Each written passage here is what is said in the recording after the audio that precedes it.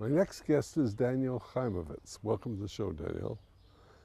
What do you do in this organization? So basically, I was a student here. When were you a student? Last year, I a year ago. I was a student here on the 4-month program, and now I work for the program. As a teacher, or? Not as a teacher, in Hebrew it's called a madrich. It's sort of a guide.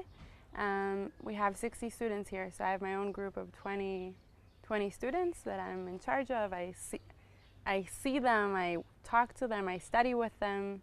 I'm in charge of the schedule, so a lot of things. It's a coordinating kind of job. Yeah. And is it because you were so excited by your 4 months of teaching that you couldn't leave this place? I think it's a combination of both things. I was a student here, and I was supposed to start university, and then I was offered to stay, and I just dropped everything and stayed. That says something, because it means postponing your university education a third time. Because you take the year off, you take the Army program, and then you come in 4 months afterwards. It's 4 times. Yes. Because that's quite a sacrifice. But what made the traction so strong? Well, first of all, I really believe in this place. What do you mean by really believe? What do I mean by really believe? Well, like, I think everyone that comes to this place, I came with my own personal story. I come from a mixed family, an Orthodox father, a secular mother, and my whole life I lived borderline between those two things. So coming here and seeing that there are more people like me, and there is a place that doesn't give it a name, but it gives you a way you can live your life, and being both things and not having to put everything into a certain, into a definition. You don't have to define it. You just live and you just make things happen. To me, was an amazing discovery, and also. So you don't have to choose between being Orthodox or being secular. You be a secular Orthodox. Yeah. What do you think? How would you define yourself now? How would I define myself? Jewish. Just Jewish. Just Jewish. It doesn't matter. I think it says a lot. Okay, if I had to ask you what most changed in you because you've got the whole thing in it. You've started here, you went to the Army, you come back for a 4-month program. If you had to say what you were like when you got out of high school and what you're like now, how would you describe it? Wow, too black and white. You mean you're totally transformed? I'm totally transformed. But Micha told me that isn't what happens. He just brings out the real you. It's true. Really? I think the biggest difference. He's an Aristotelian, that's why. I think one of the biggest differences is when you're in high school, you study for a grade. You study because you have to study. You study because your parents tell you have to study, because you want to get into university. And there's something very different in studying because you want to study. And when I was a student here, I was the one who stayed until 4 a.m. in the morning and woke up first thing in the morning for Daf Yomi and Gemara. And I was doing everything that the schedule said, but not because I had to. And it was, for me, it was a very new experience. It was the first time that I actually chose what to do. In high school, you have to study. You want to get good grades. In the Army, you have to study because otherwise you won't finish your training.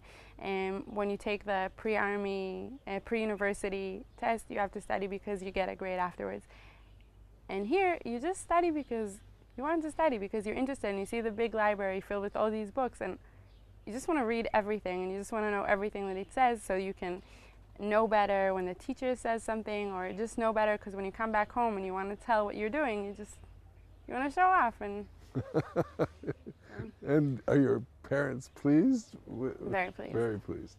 Now, Daniel, one thing is the study, but Micha said there are 4 aspects of the program. I mean, there's the social. Have you made the close friends that he talks about, that they're... Absolutely. Actually, it's really funny that you ask, because yesterday, 2 of my friends that were students here and met here got married. Really? So it's completely the social thing. You build a community this way. And so you see these as your friends. Are they more of your friends than your Army unit? Because it's not the same. You were in with a different group of people. And usually an Israeli says, the friends of life are the people I serve with in the Army. In your case? I think it's a combination of both in a way, because in the Army you're put together with a bunch of people and you spend 2 or 3 years with them. And here you just are put in a group with about 40, 50, 60 people that are very similar to you, but you just start from a very similar point, and you're actually talking and making a life together. It's not like the army where you're doing something very practical or very professional. Here you really deal with how you want to live your life, what do you want to do with your life, and you really start building your close friend circle with the people you want to start a life with. Now, one of the other things is the discussion of leadership and the future leadership of Israel. This is the new version of the kibbutz, etc. Do you buy that? Do you think you're going to play a leadership role in the future, or do you sort of I not hope think so. You hope? Oh, you I actually hope hope so. I see, because there's a kind of pomposity a bit about it. But you say, well, is it because it's your responsibility, or why? I think it's a responsibility, but also it's something that I've also dealt with. In my case, it's Jewish identity. In someone else's case, it could be education. Everyone has something, and there are different kinds of leadership, and I think this place shows you that you can lead in many ways and in many aspects. So, yeah. But there's a sense when a person in their early 20s defines themselves as a future leader, that's a bit of self-aggrandizement, but I don't get that sense from you. I mean, honestly, but that's the image it has.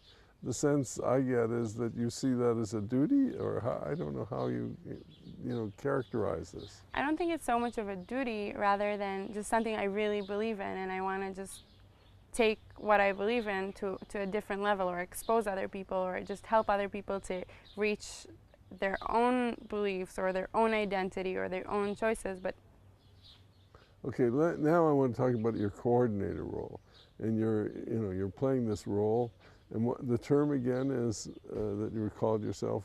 In Hebrew, yeah, madricha. You're a midrashah. You got a group. What has been your experience, because you've now had that role? What has been the result? I mean, have you found that you showed that you had other qualities that you didn't know you had, or what's happened? I think I discovered I'm a lot more organized than I thought, and coordinating a lot of things and things like that. But mostly, I discovered about myself, I discovered the opinionated side of myself. When you sit in a chavruta, we say that the first rule of chavruta is you have to disagree.